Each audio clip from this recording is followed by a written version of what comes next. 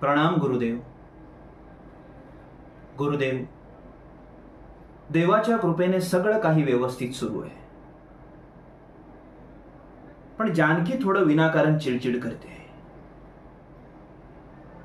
मी तरी काय करू? मी 5 घरांच्या वर भिक्षा नाही मागू शकत. मी मलाच दिलेलं वचन कसं काय मोडू? गुरुदेव, माझी लेक सरस्वती, ती स्वभावानं खूप चांगली आहे,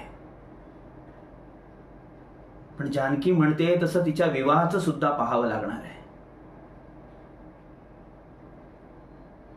अशा या घरच्या परिस्थितीमुळे अजूनपर्यंत 7 जणांनी तिचं स्थळ नाकारलंय. ती दिसण्यात कुठेही कमी नाहीये, पण माझ्यामुळे, गुरुदेव, माझ्यामुळे ही घरची परिस्थिती ओढवली आहे. मी काय करू? गुरुदेव, मला मार्ग दाखवा. तुम्ही सांगाल ते कष्ट घ्यायला मी तयार आहे. मी प्रयत्न करतोय, पण यश येत नाहीये. गुरुदेव, गुरुदेव, मला मार्ग दाखवा.